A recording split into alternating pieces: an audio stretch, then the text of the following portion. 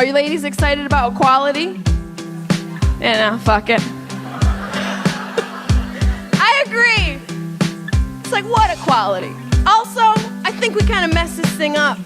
I think we already had it good, and we messed it up. We had it fine. We had it great.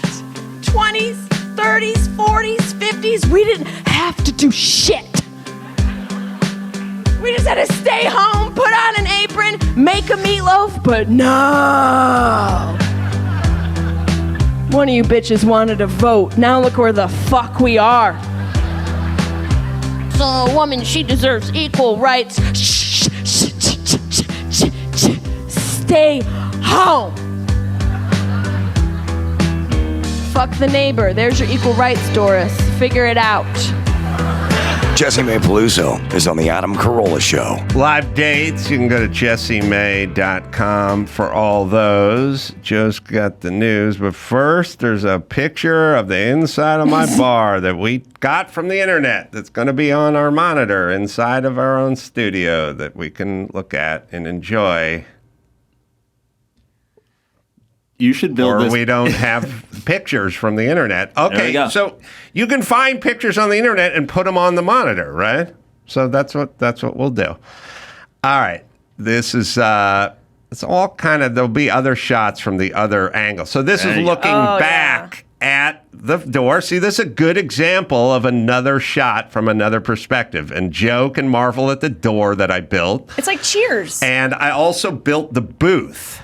Yeah. That's on the right. Now, I farmed out the booth build. I built the table on the booth that you can kind of zoom in on a little in the corner. It's kind of hard to tell because it's kind of reflecting. Got the metal wrap around it. You want to know what I fucking did, kids? I bought a pool table that was like a bar pool table. Yeah, you did. Put the change in and the balls come out, the 75 cents and whatever it is. And when I bought the pool table, I said to the guys who made the pool table, what is the fake wood laminate that you have on the side of this pool table? And they said, it's a Formica 1400 or whatever. And I went, all right, now I'm going to build a bar. I'm going to build a table for my booth, and I'm going to lay it up with the same laminate that's on the pool table. And I will edge it with the same aluminum band that's on the pool table, so the bar stool, so that the booth looks the same. Correct? You're somewhere on the spectrum. Like this is like. Look at his face. I don't know. The amount of focus and detail. Is the metal the same as the metal that goes on the pool? Yeah, if you pull it back, if you pull the picture back, you'll see that the pool table and the dinette. The laminate on the pool table and the metal edging is the same as the table that I built for the booth. That's a pretty sad commentary today, that attention to detail and well-worked craftsmanship. Oh, yeah. Dude, you must have autism. Now, what I did... It's not the craftsmanship, it's the to detail. The need for it to match. There's many a bar in America where the pool table does not match the fucking seating table. I think a contractor with OCD might be a good one to have. I agree. No, listen, I tell people, look, you got a choice. You always have a choice. When you're building stuff, you want to put it this way, you want to put it that way. Like, what do you want to do? Like, I was like, all right, I am going to build a bar, and I'm going to farm out. I'm not a seamstress. I'm going to farm out all the tuft and padding and diamond stitching and all that kind of stuff. Someone's going to do that, but I'm going to build the actual bar, and then I'll clad it with all this stuff, and you guys will do the booth, and I'll do the table. So I designed the shape of the booth, and then I designed the table, and I knew it was going to be kind of a 50s vibe, and I knew I'd have some sort of laminate Formica or something on the top. So now you come to a crossroads, and you go, I'm going to lay up laminate on top of this table that I'm going to build. Now, what kind of laminate? Well, there's 500 kinds of laminate. So what are my choices? And I'm like, well, why don't I just get the number off the laminate that's on the pool table, and I'll do it the same. It's the same amount of work. It doesn't really take any effort. I'm going with a fake wood laminate anyway. I might as well match it to what's on the pool table. And if you do enough of those things, the little details start adding up like fast. And so people don't even know what they're looking at. They'll just come in and go, oh my God, this place is amazing. But what they're seeing is a whole bunch of little details that got added up. It is very detailed. It looks like you're a time capsule. Yeah. That's where it is. But you could look through the windows into the pool. Now, if you go back out to a wide shot, next to the bar, is there a door that goes like, is there into a the swinging pool? door that goes in the direction of the pool area? Is that what I saw? No, there's a front door. Yeah, I mean, I'm good, but I couldn't build a door into the pool. No. I just thought I saw. No, there's another door. That's where the bathroom is. Oh, okay. Did you have a Spanish you can or widen Mexican? out. Sorry, you can show other pictures if you like. There's a door. Yeah. It's radius Z brick on the wall next to the door to the bathroom, and then the bar is all mirrored. And then I actually bought old hatches, ports from like an old steamer to have a port like nautical theme instead of just an open, glass to the pool. Did you guys spend a lot of time in here? Was were you in there alone, just awing at this and admiring your work, or did you actually spend time in here with people? I would have we'd have parties and people come down there and hang out, watch some football games and stuff like that. It was a good hang. Would you go in there alone and just kind of marvel at it all in your skivvies with a cup of coffee? I would do that. No, the thing about doing this stuff is if you can do it, you get over it pretty fast. When you can't do it, then you would think you would marvel at it. But when you do it all the time, you don't marvel at it that much unless someone starts talking about TaskRabbit, and then you have to go back and show them what you did, what you can do or what you have done. Before the show, Jessimae and I were talking about the houses we grew up in and how all we want to do is go back home. And now, like, you want to get out of your childhood home, and now all you want is to go back. And I dream of going back to my dad's Italian sort of garden feel with our in-ground pool until 10 minutes ago. And now I want your house. Yeah, we want to go back to your house. Now I don't want to fuck my dad. Yeah. Great craftsman in his own right, but we had that exact same pool table, and no other laminate in the basement matched it. You had laundry on your pool table. Yeah. You ate dinner on the pool table. It was in the living room, no couch because you had to have the space. I think there is the bar scene. Do we have it? From the movie? Yeah, because we just feature... Yeah, The Accused. I raped Jodie Foster on a pool table. Look at that. Why? Because I never stop working for you. That's why, buddy boy. In fact, I'm going right back to work now for you. Speak to you later. It's Larry Miller. First, time to visit the girls. I love show business. There's another scene where she goes to the window and stuff, and Larry goes up top. But anyway, or you can do the Lambo and the... It's funny because whatever. How Larry's dressed is how I imagine you would marvel at the bar. So someone did, just in a fictional sense. Someone was in the bar with their shirt off and a bottle of scotch. People liked hanging out at that bar. It was good. The windows, the portholes were diabolically simple. I was pretty proud of myself for that design because it's a lot of tonnage of water that is pushing against. It's pushing it. Oh, I think we have this. All right. Well, I'll have. So this is the Lambo I put in the other side of the house in my office that I built. This is why I like to come up here once in a while. It's beautiful, so serene. I don't need serenity. I need a gig. What you need is some perspective. You think I need perspective? Baby, showbiz ain't what it used to be. We've all had to tighten our belts. Downsize. Look at his hair. Sacrifice. I've heard enough. Oh, yeah. Everybody's downsizing. You downsize anymore, and this time next year, there's only going to be a $500,000 car sitting inside your house. You know how this whole thing with Bert made me look? Ridiculous. Like you always look. Like you do in that fucking wig. Really? Getting a lot of pussy with that Brillo pad, are you? Listen, Bert was livid. It was like you didn't listen to a word he said. I got some bad information. from a really sexy lady. Hope you came twice. I didn't even kiss her. Jesus Christ. You didn't get paid? You didn't get laid? You broke every rule in show business. I don't care. I got a better idea. Oh, good. I play a All right, you can skip forward because Jenna Marbles is going to get in the car. You can just fast forward a little bit, and then you'll see the car go down the elevator, basically, which is a little bit of a... I mean, it's not really an optical illusion, but it didn't really work where you just press one button and there's a Lamborghini inside your house. Oh, yeah, That's great. Go back a couple seconds or something. Yeah. All right, here we go. I've been 14 years. Car's going down. How about you? You're gonna fucking get pepper sprayed.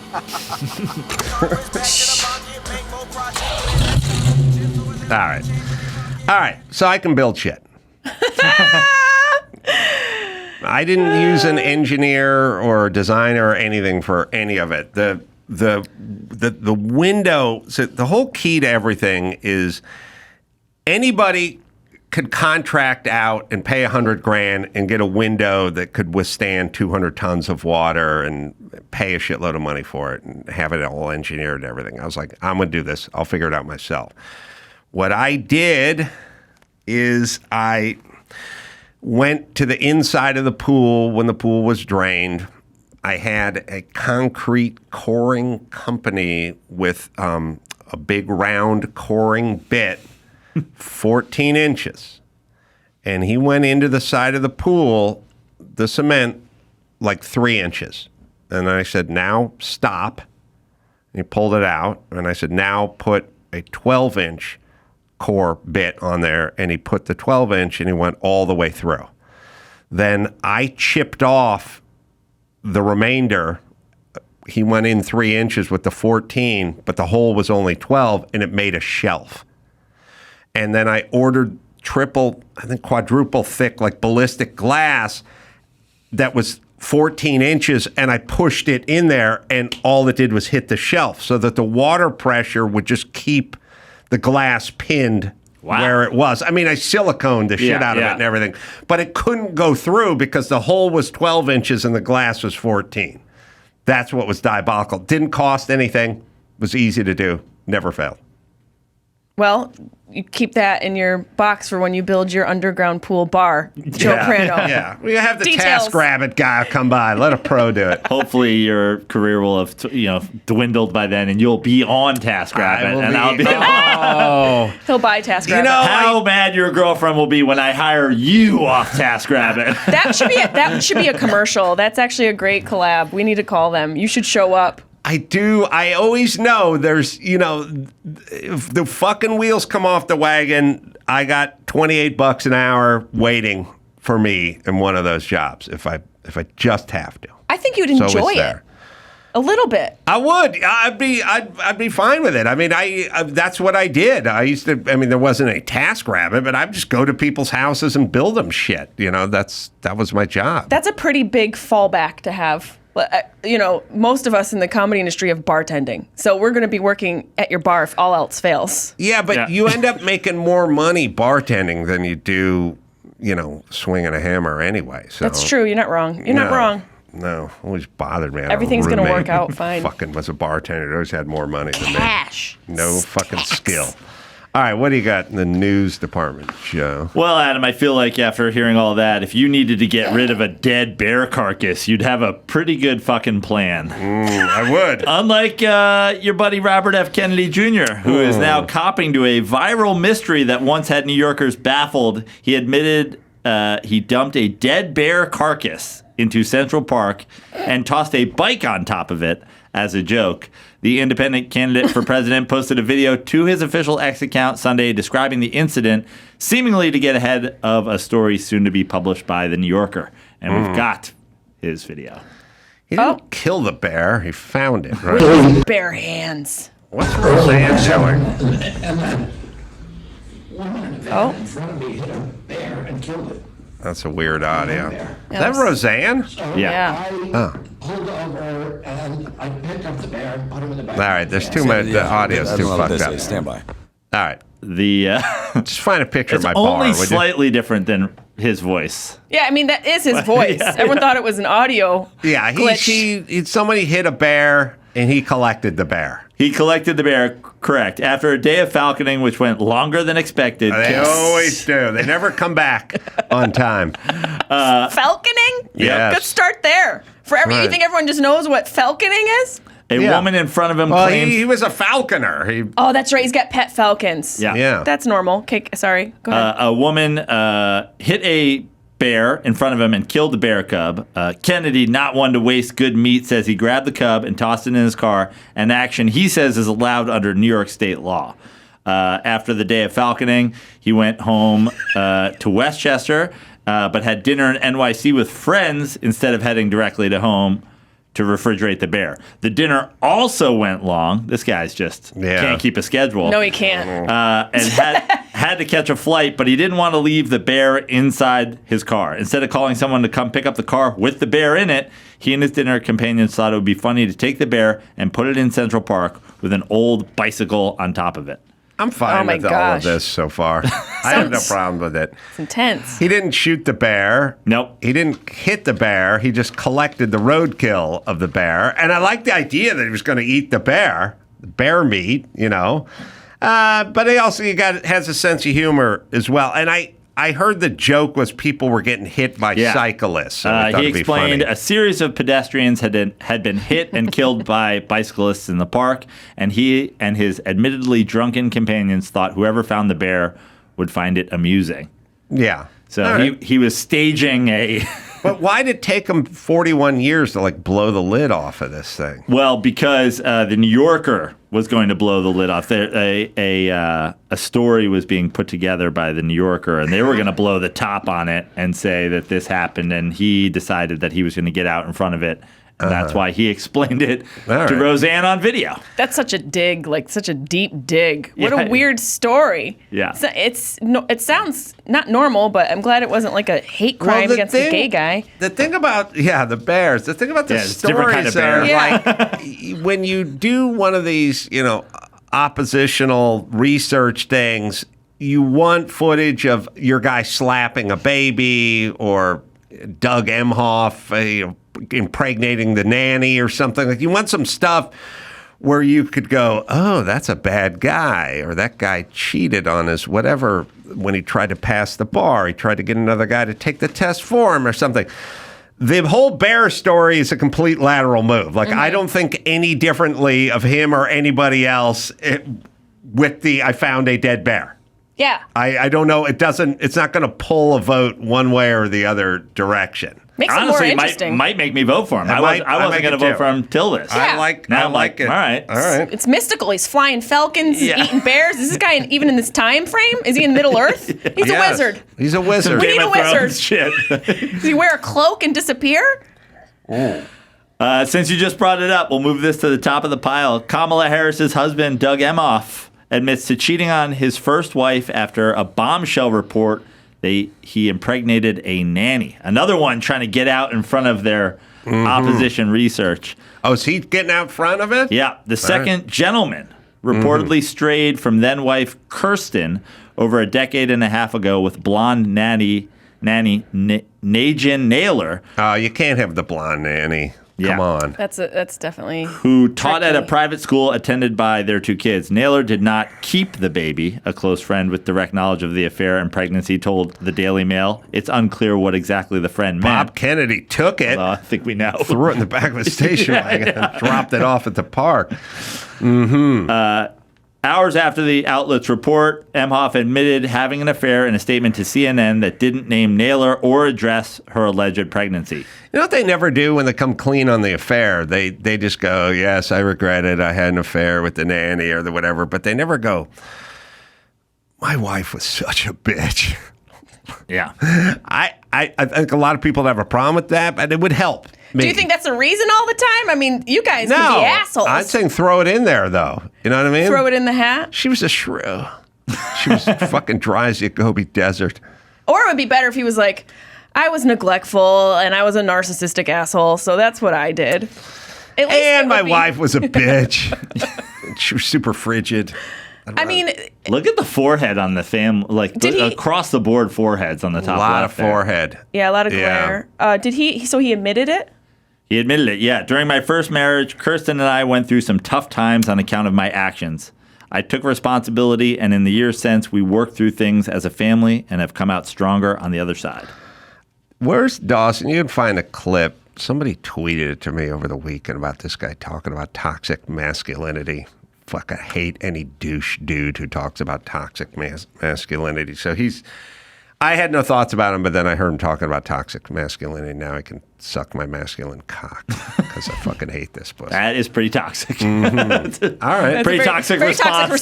To toxic masculinity. You got triggered. Tiger Woods' wife was a nanny, right? Correct. Sorry, ladies, you can't let that in the house.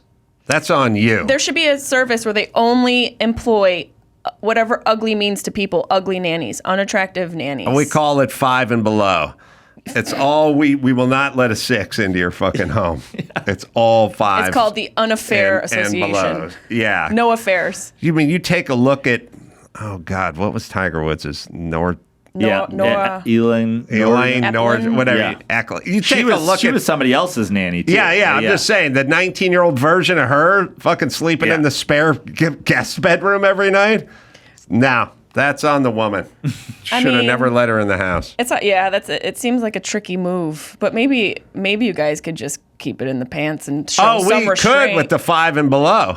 Well, that's the nanny in the middle, bottom middle there. I mean, I'm not She's pretty. She's pretty, and she might be hired by 7 and below nanny hiring services. And besides all this, if we're gonna get political, so he admitted it. He's kind of getting out in front of it. Let's see how this works out, because Trump doesn't admit anything that he does that he clearly does, and that works out for him. So maybe this will work out for him. This is also his ex-wife, not Kamala. I don't think it's a deep dig. That story broke in like that English rag, right? He's just following up on it. Correct. He didn't get in front of it. They posted the story and that he got her pregnant and whatever, and he came out and admitted to having an affair. Didn't name who or that there was an alleged pregnancy. He just admitted, in my first marriage, we went through tough times, and I've taken responsibility from that, blah, blah, blah. But also they got divorced, and he's with the now... You can't run for anything anymore. Otherwise, it's all coming. The video I looked at was much shorter than 4 minutes. So you have to just get to it's a tweet, though. Somebody put it out there, so you can probably find it. This also feels like an indication that real journalism is kind of dead, because both these stories don't feel like real stories at all. They're just kind of half attempts at showing something that happened that people are like, okay, and let's move on. Who cares? Well, I will say the bear story says nothing. This speaks to some morality, but it's not new. Yeah, but morals didn't matter before. They're going to matter now. No. Trump's gotten away with everything. No, the only difference between Trump and all the other people is Trump doesn't pretend to be virtuous.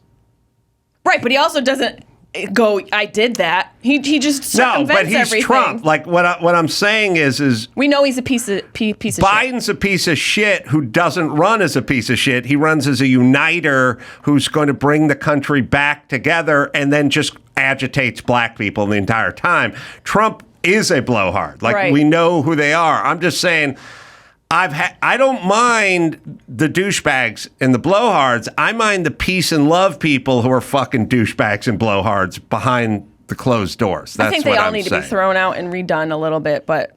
I have many problems with Kamala, but her husband cheating on his other wife This is not on her. Yeah. This is not has nothing to do with her. It's him when he lectures us about toxic masculinity who's fucking the nanny and not pulling out. My whole thing is do whatever the fuck you want. Spare me the fucking morals lecture on toxic masculinity when you're acting like a toxic male. That's all I'm saying. That's fair. He's reformed, Adam. You can keep your dick out of your pants. Just keep the fucking speech inside your mouth. Here he is. All right. Fuck every pussy with their toxic masculinity. Second gentleman. Sounds like a guy who's getting cucked, by the way. He's a bottom. Sounds like somebody watching his wife get fucked. The second gentleman. A gay play. In the cuck chair. All right. Maybe I have the clip. talk about masculinity for a moment. Has being second gentleman changed your own view of perceived gender roles or what it means to be a man? This is something I've thought about a lot and something I've spoken about a lot. There's too much of toxicity, masculine toxicity out there, and we've kind of confused what it means to be a man, what it means to be masculine, where you've got this trope out there that you've got to be tough and, angry. And, when I was fucking the nanny, I was thinking about this toxic masculinity. How you show your love for people. Strength is how you are for people, how you have their back, and how you stick up for other people, and pushing out against bullies. I mean, that's what I believe it is. So every time I can speak against this toxicity, we're seeing it. Fuck off, pussy. You win wars with toxic masculinity. You build Golden Gate bridges. Men put bars underneath their swimming pools. Oh, this fucking toxic. I appreciate man. that. Shut the fuck up. Just spare us your fucking morals lecture on toxic masculinity. You know who he makes me appreciate? I do appreciate him saying that. Yeah. Dudes. It's like the first lady and the first gentleman and the second gentleman. They've all got they get thrust into the public eye. Like Michelle Obama was a big part of Obama's presidency, and Bill Clinton, the only one who was actually president of the United States when Hillary was running, he was just out there fucking around, hanging with chicks. He was like, I'm not getting involved. This is her thing. Yeah. I'm just in Chappaqua. You guys been doing it for so long. Yeah. Here's the thing. It's not going away. It's real. Toxic masculinity is a thing. It's not, everyone doesn't have it. But I'll tell you, when you come across it, it's really frustrating and annoying, but it's also really encouraging when you don't. You stomp it out and we're in the fucking shitter. That's what's going on in this country. Way too many pussies. And we're fucking going into the shitter because you need some masculinity. That's all. Everyone does. And by the way, it's just masculinity. Fucking guys fight and they fuck and they cuss and they whatever. It's not toxic. Anyway, he's a fucking cucked puss. So fuck him. I do agree with you saying, speaking is altruistic is the word that comes to my mind. I don't know if that's a correct word, but acting like you're virtuous and speaking like you're, this person who is above all. And then acting a different way. Fucking the nanny is up there in terms of toxic masculinity. So I don't mind you fucking the nanny. Just spare us the speech. That's all. I mean, I mind all of it, if I can say. I think maybe we're looking at toxic masculinity all wrong. Toxic masculinity would be like ratting out your friends. I don't know about that. That's the bad. I think I've got some toxic masculinity here. If ratting out, we're not sure. Was that a callback? What was that? No, but being a tattletale. Oh, is toxic masculinity. I think being a tattletale is just it's toxic. All right. It's not masculinity. Dawson, we got it. All right. I don't know what that thought was. Moving on. All right. Listen, I don't like rats. Don't get me wrong, but I don't know if that's toxic masculinity. Listen, there's differences between men and women, and some of the stuff that comes with the differences is not good. Male and female. But for the last 25 years, we've made it our fucking mission to stamp out the male side and let the fucking female side run crazy. Females have a lot of fucking horrible traits and ideas too. I agree. And there's no female toxic anything. So, and we're turning fucking dudes into pussies. Toxic femininity. We're turning dudes into pussies, and it's going to fuck us up. Okay. By the way, you know what? Being compassionate to the homeless population is a female thought, and scraping them off the ground, round them up, and putting them somewhere is a male thought. I don't know about that. I don't know if compassion's. I'm going to say this. This is what someone would say. I think compassion is genderless. I would hope it would be. No, women are women much can be more compassionate. We definitely have their genes are too capacity. Look, the cities that have chick think in them have the most homeless people because it's fucking weird and mean. Yes. San Francisco's a chick city. LA's a chick city. Sheboygan isn't. Wait, so you're saying males can't, in their genetics, in evolutionarily speaking, cannot care for human beings? Yes, that's exactly what I'm saying. 1,000%. You heard every word I said. Men cannot care for other human beings genetically. You're 100% I'm glad I heard it here. That, by the way, is chick think. That's chick think, which you just did. You don't think men can't? Then what's the point of being in a relationship? I didn't say men can't care about people. I said women have more compassion than men, and you said men cannot have compassion or care about people. That's what you just said to me. I just told you I moved to a different neighborhood so my daughter could have a swing. Yeah. All right, that would be caring about somebody. Yeah, of course. Why did you interpret me saying women have more compassion to men cannot care about people? Because you called it chick think. Yes, it is. More compassion.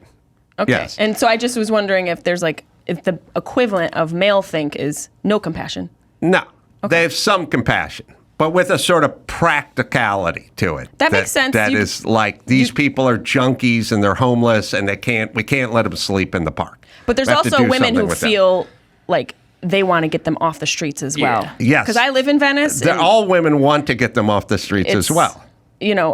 I have compassion, but I'm also terrified, and I'm like, we need to deal with this issue. Yes. And so I understand what you're saying, and I kind of agree, because the way LA kind of deals with homeless is they just rearrange them. So I don't know if that's also a chick thing in your mind, because it's just like kind of how I rearrange my furniture in my house. That's what LA's doing to the homeless. They're just, well, let's just put them in this corner and see what it looks like now. So, it's hard decisions that people aren't going to like is more the realm of the dude. Like war. Like how many guys, if we storm Normandy, how many 19-year-olds are we going to lose? And the answer is like, well, what's acceptable? 30,000. You know what I mean? You go, all right, let's go in. That's a dude thought. Wouldn't you say like the spectrums, if we're going to talk about spectrums, there's chick think and then there's toxic masculinity. Mm-hmm. And those are the dualities and the polarities of the genders. Yeah, well, the whole thing about toxic masculinity is you're going to do a fucking commercial for Gillette where you show 7-year-old boys wrestling in the backyard in a barbecue and you call that toxic masculinity. That's just kids, and that's what guys do, and guys need to do that. And you don't want to scrub it out of the system because it's an important component for men to have contact, to wrestle, to kind of test the boundaries and things like that. What I'm basically, my overall supposition is we've decided that there's a bunch of traits that men do that we need to rinse out of the fabric of society. Not a good plan. Some, but not nearly as much as what they've been trying to do. And you could focus a little bit on chicks and their fucking shortcomings as well. It can't all just be one direction. Like, we're going to fix guys. No one ever does an interview and go, let me tell you what's wrong with bitches. They go, we got to get this toxic masculinity scrubbed out of it. But then it becomes this umbrella that covers kids wrestling at a barbecue, it which does is get not ridiculous. It toxic gets really masculinity. And you want a dude that grew up doing a little wrestling with his buddies. It's a better dude, a safer guy to be around. Yeah, That's same way you want saying. a girl who's been in touch with her feminine side or is compassionate. You want that. You want a sort of balanced, both of them to be balanced. I think the problem is also when it comes to child rearing, I don't have children, so I don't know. I'm just, the day drinking aunt that comes over once in a while and babysits. But it seems like that's toxic femininity right there. Get out! It seems like we got any more white wine? There's got to be some line, because when boys cry, I notice a lot of parents are like, don't cry. Why are you crying? And then little girls, we tell them to be nice, make sure you're nice. I think the issues kind of lie in that. The language we're putting on our children from a young age, we're sort of imprinting the direction they should go based off of their emotional reactions, based off of their genders. I think we're all just freaking out. I think the bigger issue is all this terminology and labeling that's triggering people. Right. Toxic masculinity and all these words that I think make people feel like they're a part of something and they got to fight for it. Like, we got to fucking make sure it's still there. And don't take my testosterone and don't take my estrogen. Everyone's freaking out. And a lot of it has to do with our cell phones. We're just on our cell phones looking at all these stupid articles and these things that I don't even think, I know they're happening, but they're happening more on here than really out in the world. Yeah. You know what I mean? As far as like these really little trivial issues, like fighting over toxic masculinity, like I'm glad we can have a conversation about it, because I agree with what you're saying. I disagree with some of what you're saying, but that's normal. I just think it's gone way out of proportion and there's bigger things that are happening. Well, it's like, one of our news stories today is about police hazing a guy until he fucking lost both of his legs. Like, that's toxic masculinity. That's probably a bullshit story, though. But like going to all your boys That's getting toxic. together for football and eating wings in Adam's poolside bar is not toxic. No. We shouldn't paint all these things with the same brush. Exactly. That's insanity. There's a spectrum to all of this, and we get stuck on I think that story's bullshit, by the way. What is it? Police recruit who lost both legs in barbaric hazing ritual sues Denver paramedics and officers. Victor Moses, 29, alleges in a lawsuit filed Tuesday that aggressive officers knocked him down multiple times in the second round of, quote, fight day last year, with one of them shoving him off the mat and causing him to hit his head on the floor. He said he was pressured to continue, with officers picking him up and setting him back on his feet before paramedics standing by were asked to check him out. So why are there's a paramedics fight standing day? by? Well, cops have their physical whatever stuff where they put the helmets on and do the bataka bats and shit like that. Yeah. The training. So if this was a hazing ritual, why was there paramedics standing next to the hazing ritual? That's a good question. All recruits must complete the training to prepare them physically. I know, but it's not a hazing ritual. Right. Well, it's part of training. It says includes having recruits punch and kick a dummy on a trainer holding pads, using padded batons, etc. So it doesn't sound like if you were hitting a dummy. What's the title of this article? Right. Police recruit who lost both legs in barbaric hazing ritual. All right, it's not a hazing ritual. It's part of their training. What I was trying to say. I know. I'm not yelling at you. I'm just yelling at everyone. Their fucking articles all the time. It's triggering words. It's hazing? a barbaric hazing. It's probably a training. Part of their training that's been going on for 50 years. Or it's like these group of guys who wish they were cops. You know, like these guys that kind of get together and they act like they're a part of something and they train for something that's never really coming up. Kind of like the Renaissance thing. That's like a softer version of what I'm trying to express. But like they're really not cops, but they pretend they're going to be cops. So how do you get your legs amputated when you're practicing doing, jujitsu or physical training with other guys in your graduating class? He was knocked unconscious. This guy's got a disease. Yes, is what he has. He has a You sickle don't get cell your trait. fucking legs amputated because you're doing combat with other He has a cops. sickle cell trait, which puts him at increased risk of medical complications from high-intensity exercise. He also said he had very low blood pressure and complained that his legs were cramping. So apparently, beyond the hitting a dummy and fight, that they got on the ground and they fought each other and they wrestled and they whatever, and he hit his head. He complained that he did not feel well. They forced him to keep going. Yada, yada, yada. His legs get amputated. Yeah, but his legs got amputated because he's a sick person with a disease. It doesn't have anything to do with this. This is the entire plot of A Few Good Men, story. by the way. The irony is the crazy bitches on this side need the toxic masculine, and the toxic masculine need the crazy bitches. You guys just need more balance. Everyone needs more balance in their life. This guy's just trying to fucking get paid. That's what this story is. There's no training. There's no hazing ritual. It's part of the training. He has a disease. Nobody gets their legs amputated through going through basically a high school wrestling practice. It sounds essentially, there's something wrong with this dude. Yeah. He's trying to get paid. And the story, by the way, I now read every headline where it's like Catholic school kids chased bottlenose dolphins in Maui. Like, no, they didn't do. You can't catch a dolphin in the ocean. Lore no more. They didn't do anything. It's lore. Well, Jesus did walk on water, so maybe it's a really good Catholic Maybe school. they ran and caught those dolphins. All right, let me give you guys a plug because Penelope Ann Miller is going to join me in a second. Jessimae, we should check out the podcast. Sharp Tongue is the name. Oh, now we're looking at it. The podcast as well. And dates coming up, right? Yes. Website, Jessimae with an I. Jessimae, JESSIMAE.com for all the live dates, right? Thank you so much. Thank you. I appreciate it.